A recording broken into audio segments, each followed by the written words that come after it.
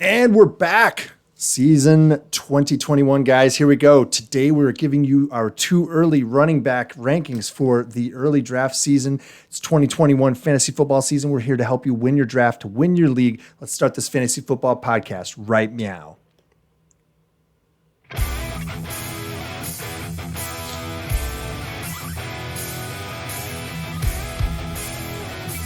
Hello and welcome to the Fantasy Football Upside. I am Justin.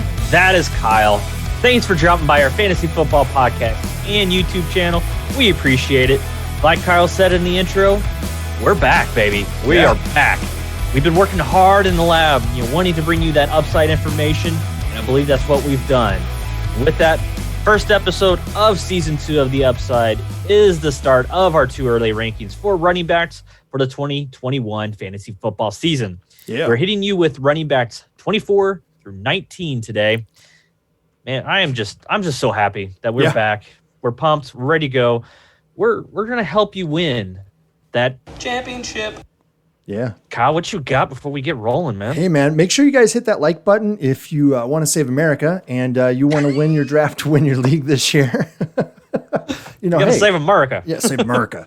But yeah, if you love your country, go ahead. Hey, I don't care what country it is. If you love your country and you're listening to us, we like you too.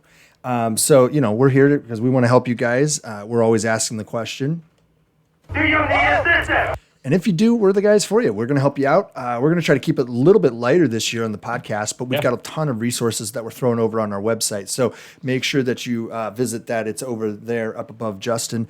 Make sure you visit that. Check it out. We got a lot of premium resources going on over there. We've been doing a lot, like Justin said, in the lab this year. So we're trying to get things squared away, give you some really, really in-depth upside information, things that are going to help you out a ton. So let's go ahead, Justin, and let's hit it up here. We've got running backs 24 through 19, right? I'm going to hit number 24, it looks like, right? And that is Myles Gaskin. He only played 10 games last year, guys, but 6 of them were startable games out of that. So he had a 60% rate. He still, as a result, only averaged 7.7 points for the season. So when you divide that by 16, weeks in the year, he only hit 7.7 points per game.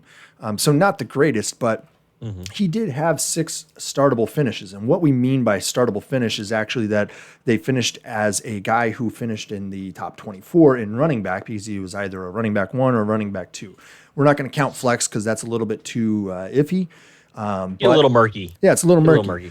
Yeah. But he only had 1 elite finish, and that means for us top 6 in the position. And he only had 1 out of the 10 starts that he had. So that's a little bit less good there. So not great, but it's not terrible. There is a good amount of upside with a guy like Gaskin. I think, we haven't checked out his ADP lately. We haven't checked a lot of these guys' ADPs yet. It's still really early. We'll let you know about that as we get closer to draft season. But right now, that's a little bit, probably, I'm guessing he's a good value. If you're drafting right now, that's why are you in that league? But it's probably a pretty good value. So, all right, Justin, who do we have here at number 23? What do you got? Number 23, we have Kareem Hunt of the Cleveland Browns. Number 10 of the FFB Upside Power Score. And this is something that we were just talking about, how we're in the lab. Kyle, his little brainchild came up with this spreadsheet it's just a beast. It's going to be a resource that's going to be available on the website. Definitely check it out. But, not just being number 10 on the power score, he actually finished as the number 10 running back in 2020 last year. And out of those games that he played, he was elite in 25% of those games. And whenever we say elite, that means he was a top 6 finish at his position. Kareem Hunt's one of those guys, he is the best, I'll put this in parentheses, backup in fantasy football. Because, yes, he is still the backup to Nick Chubb, but it's still something that he can bring value to you. But it's also one of those means that his value is still capped because he's going to need an injury from Nick Chubb to really see that entire ceiling. That's not terrible. That happens. It happens. It's not something that we ever hope for or count on or anything like that. But you're still going to be able to get value. You can kind of rely on it. Chubb's been that way this year. You can kind of count on him missing a couple games here or there for sure. Yeah. Usually. Yep. Yeah. Who do you have at number 22, sir? All right. At number 22, I've got Najee Harris. And by the way, I just want to mention that these are our composite rankings, actually. So these are not necessarily our individual rankings. You will be able to see that actually, though, over on our website. It's got a breakdown of where I've got guys ranked, where Justin's got guys ranked, and then the composite. So this is where our combined Kyle is score. wrong, where I am right, and thankfully it kind of composites together, like and we're that. good to go. Yeah, just like last year in our league, where I was wrong and you were right? Dang, I bet Dan the over-under when you were going to bring that up, and I think I lost. I didn't say anything.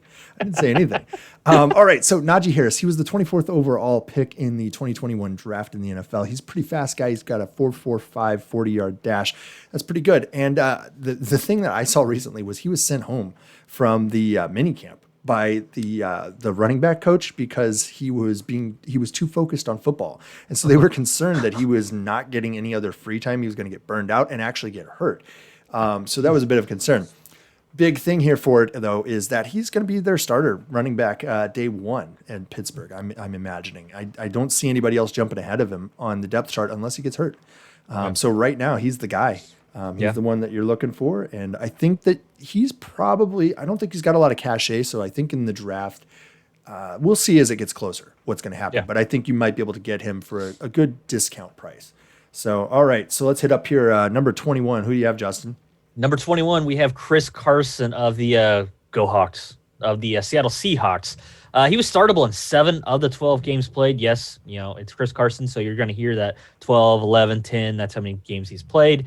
But one thing last year that we hadn't seen in the past is he had a career high in targets at 3.8 in 2020. That's actually quite a bit for him, so that's something we want to keep that moving forward. We do have injury concerns. That's what I just mentioned. He's always missed a few games. I don't think he's ever played a full 16-game lineup. And, hey, let's tack on another game for 17 games headed into the 2021 fantasy football season. But not much competition. Right. Extra week.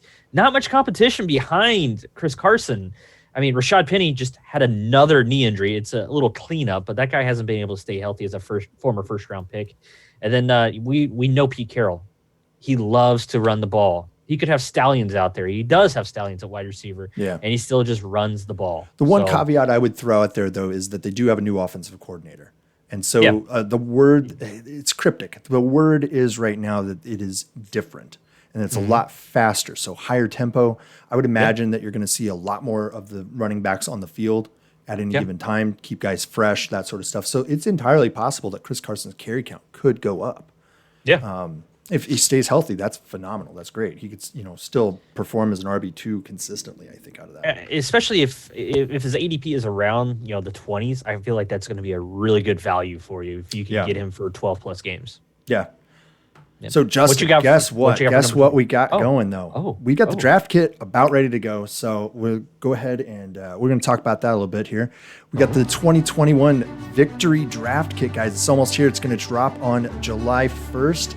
Make sure you get in there and get your pre-order in at ffbupside.com, or you can head over to our Patreon site, guys, and you can sign up for a membership there. And at a certain level, you get the draft kit included along with all the premium resources, as well as some shirts and other stuff. We've got access to us directly. It's fun. Patreon.com/fantasyfootballupside to get that. Guarantees you the lowest price the entire year. It's going to be full of all kinds of information, early pre-draft rankings, standard PPR, half PPR, power rankings from 2020, player consistency grades from 2020 as well. Help you win your draft to win your league this year, guys. We're going to add in sleepers and deep sleepers, underrated players, overrated players, fades, hidden gems.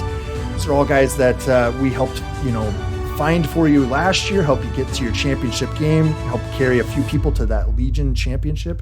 So hopefully we can help you again this year. All right, guys, we're going to move on here. We've got, what one are we on here, Justin? We're at number 20. On number 20. Here we go.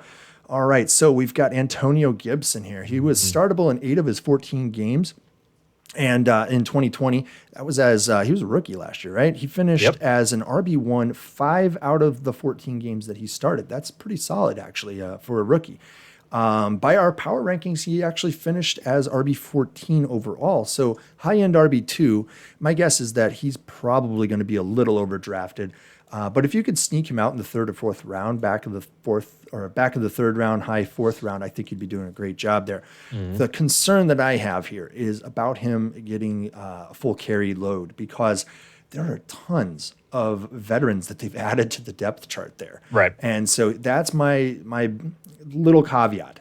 If he gets dinged up at all, it's possible that when he does come back, he doesn't end up getting the full carry count. And that would be a problem. But the guys he's got behind him, I think Lamar Miller's there, and a few other guys. So it's a little bit less scary. I mean, you got some journeymans back behind there. But I think it's no Adrian Peterson. Don't get me wrong. Right. I think they should, use him a little bit more in the passing game because heck, he was a wide receiver running back, in college, and they didn't really use him in the passing game at all. So I think another year under his belt, I bet you they're gonna, keep him fresh, maybe not have as many carries, but maybe use him out in the open field a little bit. Yeah. All right, so here we go. Running back 19. Who do you have? We have the Eclair. We have Clyde Edwards-Helaire of the Kansas City Chiefs. He was startable in 7 of the 13 games that he played. So once again, he finished 7th, either RB1 or an RB2. A lot of lofty expectations going into the season as a first-round pick for the number 1 offense, and he ended up finishing number 22 running back last year. But once again, this is the number 1 offense. A great opportunity, not a whole lot behind him. And guess what? He doesn't have that pressure in my mind. He doesn't have that, I got a first-round pick, I have to come in. And he did come in right out of the bat, first game just killing it, but kind of sizzled all throughout the rest of the year. But I mean, they did ultimately add, what's his name, Le'Veon Bell at one point. So exactly. But I think he got hit with that rookie wall, and he just wasn't able to fight through it. But I think this is going to be a different year for him. And this could be one of those really good value type players. Once again, number 1 offense, great opportunity. Yeah, it's Andy Reid. He could go away from the run really early, but he could also just stick with it. Yeah. All right, guys, so that's going to do it for this episode. Make sure that you hit that like button down below. That way, we get shared around. Hey, pass this around, right? We know that you're not going to share us with your league, so share us with your buddies who you're not in a league with. Make sure you do that. Check out some of our other episodes. Stay tuned. We got rankings through the rest of the summer, as well as some sleeper episodes and some mock drafts coming later on. Hit that draft kit up. We've got it ready to go, guys. All right, we'll see you next time. Thanks a lot. See ya.